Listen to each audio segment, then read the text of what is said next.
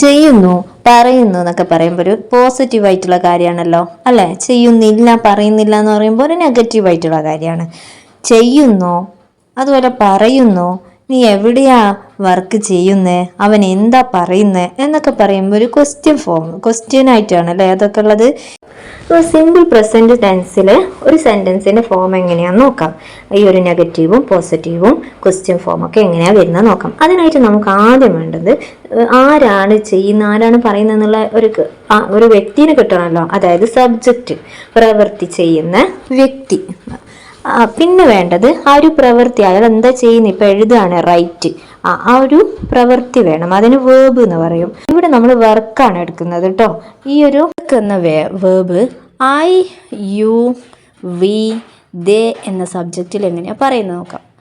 I work, simple present ടെൻസിൽ സബ്ജക്റ്റും വേർബിന്റെ ഒന്നാമത്തെ ഫോമാണ് യൂസ് ചെയ്യുന്നത്. ഇവിടെ subject I, you, we, they ആണ് എഴുതിയിരിക്കുന്നത്. അതായത് ഞാൻ ജോലി ചെയ്യുന്നു എന്ന് പറയുമ്പോൾ ഐ വർക്ക്.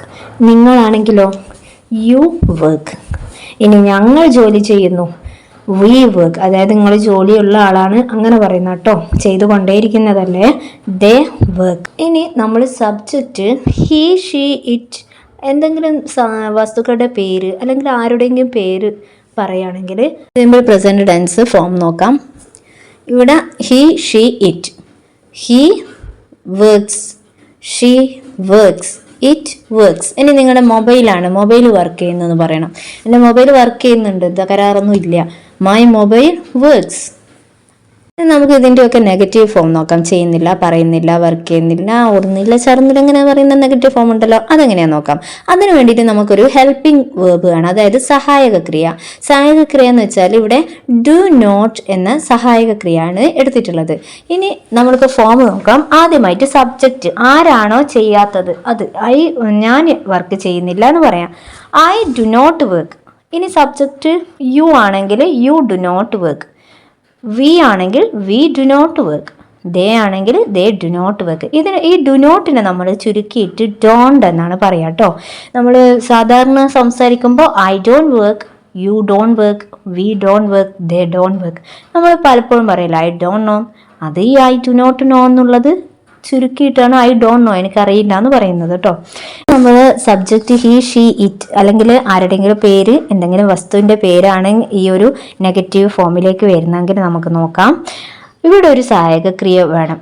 ഈ ഡു നോട്ട് ചേർത്ത് I, you, we, they subject വന്നപ്പോൾ ഡു നോട്ട് ചേർത്ത പോലെ ഹി, ഷീ, ഇറ്റ് സബ്ജക്റ്റ് വരികയാണെങ്കിൽ നമ്മൾ ഡസ് നോട്ട് ചേർത്തിട്ടാണ് പറയേണ്ടത്. ഹി ഡസിൻറ്റ് വർക്ക്, അതായത് he does not work. He does not work, she does not work, it does not work. ഇനി നമ്മൾ മൊബൈൽ വർക്ക് ചെയ്യുന്നില്ല എന്ന് തന്നെ പറയാം. My mobile doesn't work. അതായത് ഡസ് നോട്ട് എന്നതിന് ചുരുക്കിയാണ് ഡസിൻറ്റ് പറഞ്ഞത്. My mobile doesn't work. നമുക്ക് നീ പോകുന്നോ വരുന്നോ എന്നൊക്കെ ഉള്ള ഒരു ക്വസ്റ്റ്യൻ ഫോം ഉണ്ടല്ലോ, അതെങ്ങനെയാണെന്ന് നോക്കാം. അതിനായിട്ട് ആ ഒരു ഹെൽപ്പിംഗ് വേർബ് ഇല്ലേ ഡു എന്നുള്ളത്, അത് ഫസ്റ്റ് എഴുതുക. എന്നിട്ട് ആരാണോ എന്ന ആ ഒരു സബ്ജക്റ്റ് എഴുതുക, പിന്നെ വേർബ് എഴുതുക. ഡു ഐ വർക്ക്, ഞാൻ വർക്ക് ചെയ്യുന്നു. ഡു യു വർക്ക്, നീ വർക്ക് ചെയ്യുന്നു. ഡു വി വർക്ക്, നമ്മൾ വർക്ക് ചെയ്യുന്നു. ഡു ദേ വർക്ക്, അവർ വർക്ക് ചെയ്യുന്നു. നമ്മൾ പുറത്തൊക്കെ പോകുമ്പോൾ വീട്ടിൽ ചെറിയ കുട്ടികളുണ്ടെങ്കിൽ നമ്മൾ ചോദിക്കില്ലേ നീ എൻ്റെ കൂടെ വരുന്നോ, നീ എൻ്റെ ഒപ്പം വരുന്നോ. അതെങ്ങനെ പറയാം? ഡു യു കം, നീ വരുന്നോ. വിത്ത് മീ, എൻ്റെ കൂടെ. Do you come with me, നീ എൻ്റെ കൂടെ വരുന്നോ. ഇനി ഹി, ഷീ, ഇറ്റ് സബ്ജക്റ്റ് വരുമ്പോൾ എങ്ങനെയാണെന്ന് ക്വസ്റ്റ്യൻ ഫോം നോക്കാം. ഡസ് ഹി വർക്ക്, അതായത് നേരത്തെ സഹായക്രിയ ഉണ്ടല്ലോ ഡസ്, അത് ഫസ്റ്റ് ചേർത്തു. Does he work. അതുപോലെ does she work, does it work.